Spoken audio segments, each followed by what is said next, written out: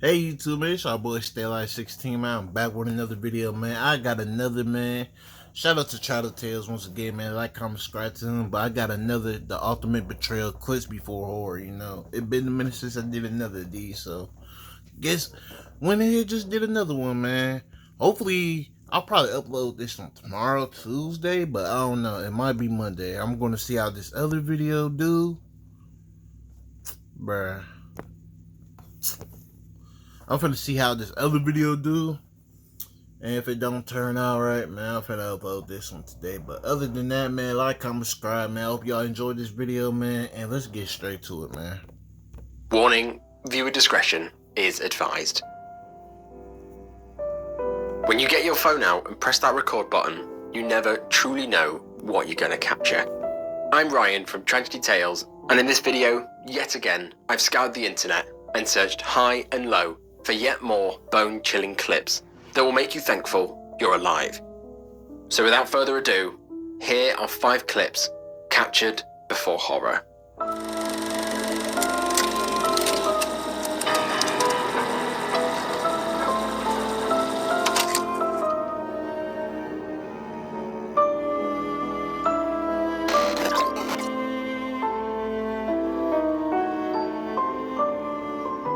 This footage begins in Gold Coast, Queensland, Australia, on the 2nd of January 2023. It was bright and sunny in Australia that day when a group of tourists boarded a helicopter for a scenic tour of SeaWorld and the Gold Coast.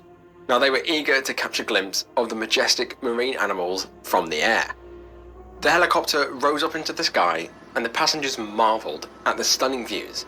They felt the rush of the wind in their hair and the excitement of seeing the beautiful sights from high above. Real footage? Oh, shit. Until approximately 1:58 p.m. This video was recorded and it shows the tourists enjoying their helicopter ride when all of a sudden the pilot stops looking forward. One of the tourists taps the pilot on the shoulder, but by then it's too late. Just a second later, the helicopter in the video collided with another helicopter also taking off for a tour from... Nigga, bro, that's so fucked up, bro. Cause this nigga was not paying attention, bro. Oh my gosh. See, man, that's why I can't go in the helicopter, man. Hell no, bro. That's crazy. Bro literally hop on the helicopter with a dude that knows what he's doing but didn't pay it fucking attention, bro. Man, that shit crazy, man. It's crazy because I always wanted to fly a helicopter. I always wanted to be on the helicopter and shit, bro. Only once, even though I'm afraid of heights and shit, even with the planes and shit, but I was gonna try it, but yeah, fuck that shit. I'm gonna stay in my ass on the ground. Hell no. SeaWorld. I ain't gonna lie, man. Once we got to heaven, bro, I would have to start beating his ass. I'm like, Lord, please let me run one fade. I gotta do it. Just give me 5 seconds. All I need is 5 seconds. No cap. Passing helicopter's main rotor blades and gearbox separated, causing the helicopter to lose control and crash into the sandbar. Luckily, the people in the footage just about survived. Their helicopter pilot stabilized the craft before performing... Wait, what? No, they survived. Separated, causing the helicopter to lose control and crash into the sandbar. Luckily, the people in the footage just about survived. Their helicopter pilot Oh, good. I would have to beat that nigga. Oh, my soul, I had to... Ooh, my soul, I had to give it to him. I ain't gonna lie, man. I would have to give it to him. And gearbox. My fault for pausing. My fault. Separated, causing the helicopter to lose control and crash into the sandbar. Luckily, the people in the footage just about survived. Their helicopter pilot stabilized the craft before performing an emergency landing on the same sandbar, heavily damaging it.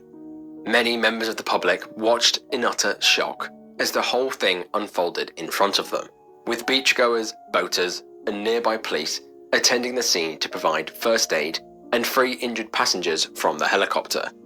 A day out soon turned into a nightmare as nurses on the beach stepped in to provide CPR. some sustained severe injuries. By the end of the day, 4 people had lost their lives. A 40-year-old pilot, a 36-year-old woman, and a British couple aged 65 and 57.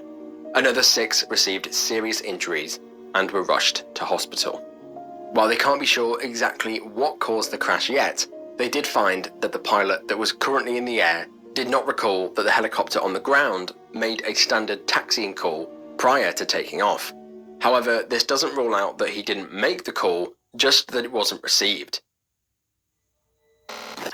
That shit fucked up, man. It's just like how both of y'all did not realize each another, man. I don't know, bro. That shit crazy to me, bro. That shit crazy. Now this footage begins in June of 2018 in Turkey. It was a beautiful sunny day when a 40-year-old man named Hakan Aysal decided to take a hike with his 32-year-old wife, Semra, along the Butterfly Valley in Mulga, Turkey. The pair were on holiday in Turkey, and while Semra was 7 months pregnant, they were excited to capture the stunning views and take some selfies to document their day. As they were climbing up, several members of the public 7 months pregnant, man? Noticed that they were acting strange. A passerby got out their camera to record, suspecting that one of them would fall off the cliff. Captured on video, you can see as they walked hand in hand, marveling at the Mediterranean. Wow, real footage, bro. They lingered here until Aysel suddenly stopped and motioned for Semra to come over to a particularly picturesque spot. Semra, who was heavily pregnant and scared of heights, was hesitant at first, but Aysel insisted that they take the selfie together, taking this very selfie on the cliff's edge. Suspiciously, they sat on top of this cliff for 3 hours, until the person recording finally gave up and moved on. However, as soon as they were alone, Aysel is accused of pushing Semra off the cliff, sending her tumbling 1,000 feet to her death. When a man passed by, Aysel exclaimed that his wife had just fallen off the cliff. As people frantically started looking for her, Aysel did not attempt to assist, appearing vacant and unperturbed by the whole ordeal. Even when the family went to collect her body, Aysel remained in the car and showed no emotions. The portals that connect our world to the other dimension are called gates. The fuck? Solo Leveling got a game, but that doesn't matter, man. This shit is fucked up, man. It's just... I just don't get how you could do some shit like that, bro. Like, and she pregnant with your baby, gang. And what's so fucked up about it, man? They said she was afraid of heights. And you still put her knowing she afraid of heights, bro? That's so fucked up, dog. That's just so fucked up, man. Oh my gosh, that's so fucked up, bro. Perturbed by the whole ordeal. Even when the family went to collect her body, Aysel remained in the car and showed no emotions. No emotions, man. Yeah, that's how you know something up. You ain't showing no emotion, like nothing at all, no tearing or none of that. Knowing she was pregnant with your child, bro, this definitely, bro, at that point, that's a red flag right there, man. I would have started getting on his fucking ass, man. Soon after Semra's death, Aysel cashed out the £40,000 life insurance policy that he'd taken out prior to going on holiday. However, the payout was stopped when it was revealed that the police had started their investigation. Her family were also shocked to discover that Aysel had taken out numerous loans in his wife's name. By looking at the evidence, it looked like he had planned this all along.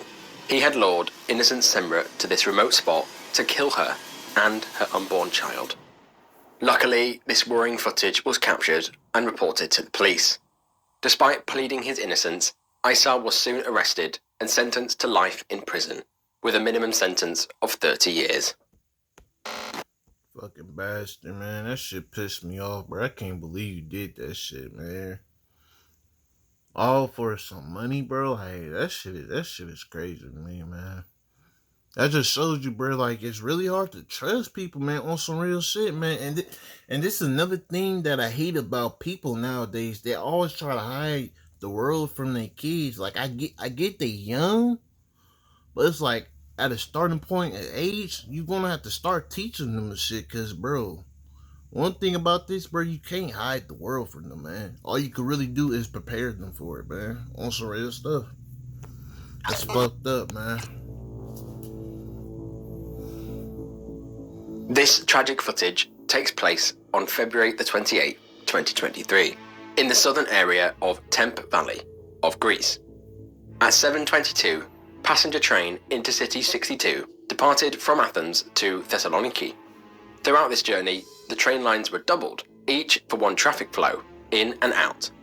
At approximately 9 minutes past 11, Intercity 62 left Larissa station, carrying 340 passengers and 12 staff, a total of 352. As the train departed from Larissa, the station master, for an unknown reason, became confused. He did not use the 188A key to restore the train to the correct track.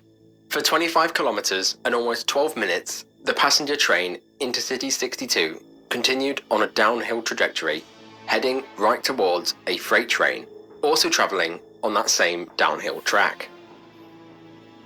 Until approximately 11:21, with both trains travelling at more than 100 miles an hour, the two collided, all captured on this night CCTV.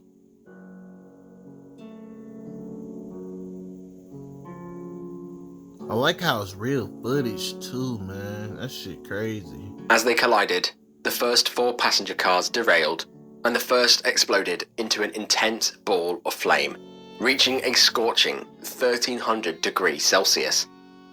After numerous 112 calls were made, emergency services rushed to the scene to find pure devastation. Numerous train cars were crumpled beyond recognition, and to make it worse, many of the train carts caught fire soon after the collision. Firefighters and first responders worked around the clock to save as many lives as possible. Passengers who managed to escape the train or were ejected through carriage windows spoke of the chaos and the panic. One victim described the ordeal, saying that she had to make a split-second decision on either being burned alive or jumping and breaking all of my bones. This turned out to be the deadliest rail disaster in Greek history. 57 people lost their lives, with the majority of the dead being just students. 66 injured people were taken to hospital, while 6 were put on life support. The following day, the Greek government declared a 3-day period of mourning, during which all flags were flown at half-mast and celebratory events were postponed. An investigation as to how this happened was soon conducted, and they questioned the 59-year-old station master who was working that day. It was revealed that the station master knowingly directed the IC62 passenger on the wrong track and told them to ignore signals that indicate danger. It was found that the station master made numerous fatal mistakes, and he was the main cause behind this entire tragedy. He was arrested and now faces multiple charges of disrupting transport and putting lives at risk. In the aftermath of the disaster, Transport Minister Kostas stepped down from his position. I get that people make mistakes, but fuck, man, like, bro, you gotta be on point with your shit when you working with shit like that, man, on some real stuff, because those lives are in your hands because of that, man. It's just crazy how, like, on some real stuff, man, like, it's really not safe. Not anywhere, bro. It doesn't matter where you at, man. On some real stuff, man. It doesn't matter where you at. It's never safe, man. Literally. All these people just now, man, they probably think it was like another day, you know what I'm saying? Hopping on the helicopter or go on the train, try to do some hiking with my husband, and look, they just gone like that, man. That shit crazy, man. Whew, man. Taking responsibility for the crash and admitting his inability to modernize the Greek railway system to the 21st century. Whew.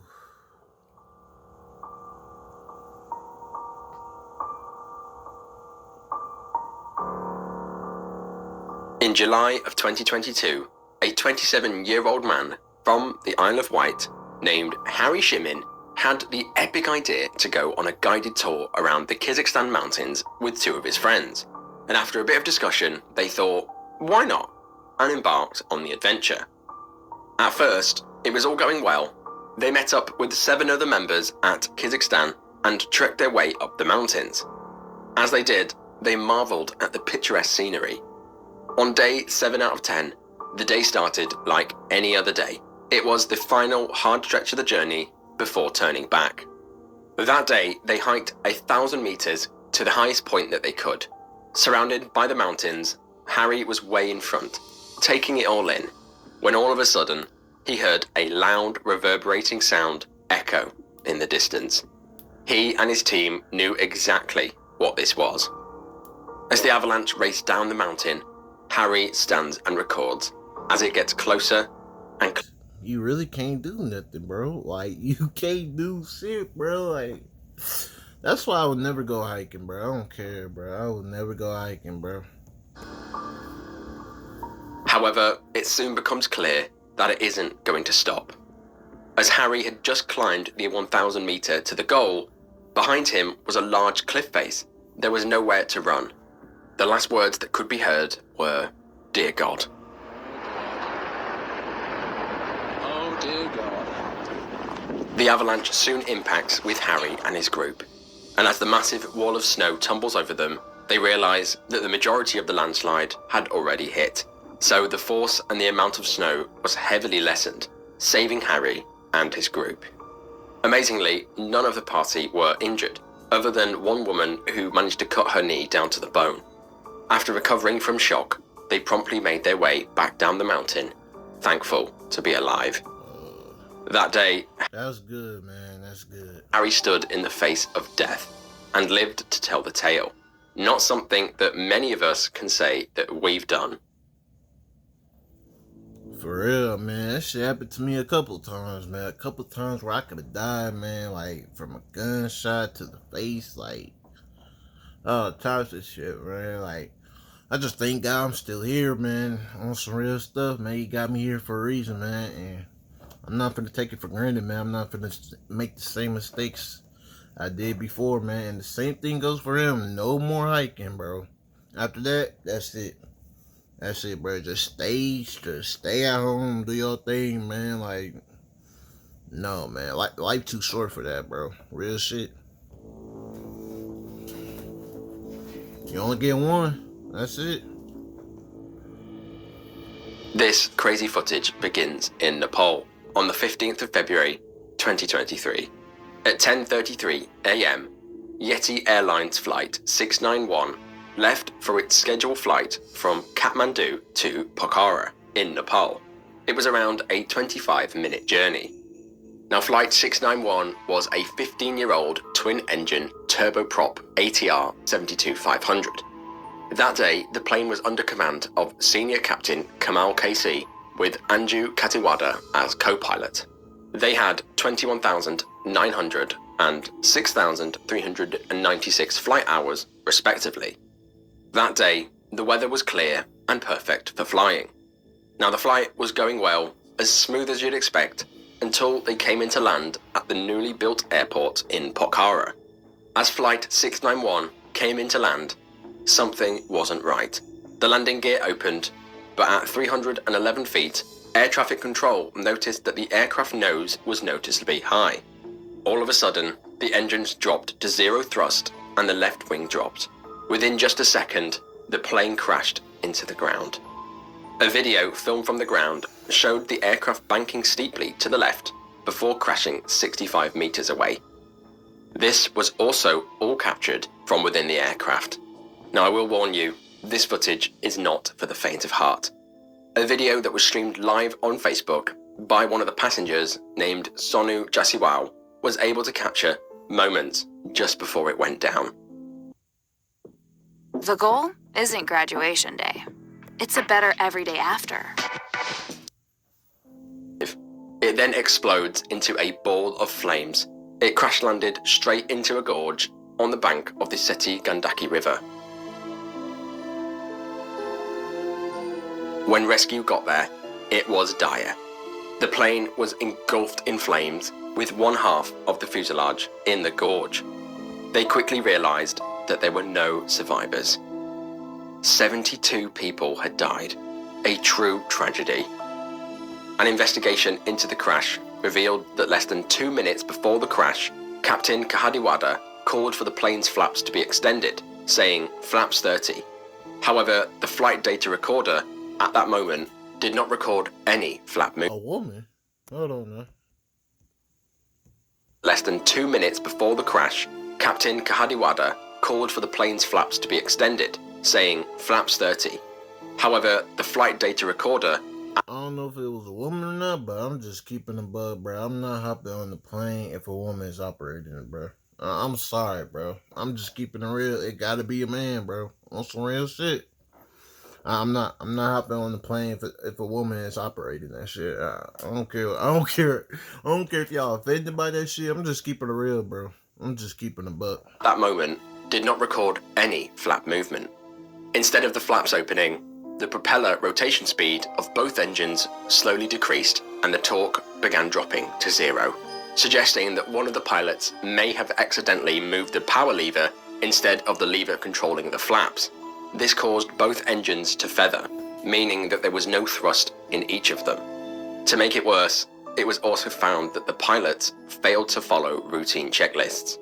Just 14 seconds before the crash, Kadiwada handed over control to the much more experienced pilot, Kamal, but by then, it was too late. Some people believe that the root cause was the fact that the pilots had not gotten used to coming in at that angle because it was a new airport. But this, we can never be sure. This turned out to be the deadliest aviation accident in Nepalese domestic history. May all of the victims in this crash and this video rest in peace. Man, that's so fucked up, man. Just imagine recording just before your death, man. You can't do shit, bro. You can't do nothing. Like, you just gotta take it, bro. That shit is crazy, man. That shit crazy, man. And then these niggas, and they was not even doing their job. They didn't even check before taking off or nothing. Then, man, that shit crazy. That shit crazy to me, man. It's crazy because I just said I always wanted to be in the helicopter or on the plane, and then I'm watching this shit, bro. That shit crazy, bro. It's funny because my granddad, he was like, one day we finna go on a trip on the plane. Shit, that trip gonna have to be canceled. That shit dead, bro. I'm not hopping on the plane, man. That shit. Hell nah, man. That shit crazy, bro. Let me see if you got anything more to say before I end it off, man. But that is the end of this video. Alright, that's the end of the video, man. Like, comment, subscribe to him, man. Shout out to him, man. And all rest in peace to him, man. That shit crazy, man. Like, I ain't gonna lie, bro. The saddest one to me was the one where Brody pushed his wife off the cliff while her being 7 months pregnant, man. That shit got under my skin, man. It's just like, I just don't get how you could do some shit like that over some money and loans and shit. I just don't get it, man. This woman carrying your child and shit. And then it's like, the crazy thing, bro, is her death is that she was afraid of heights and he did that shit, man. That shit is so fucked up, man. Like, that shit fucked up, man. I ain't got much to say, man. I'm out. Damn. Whew, man.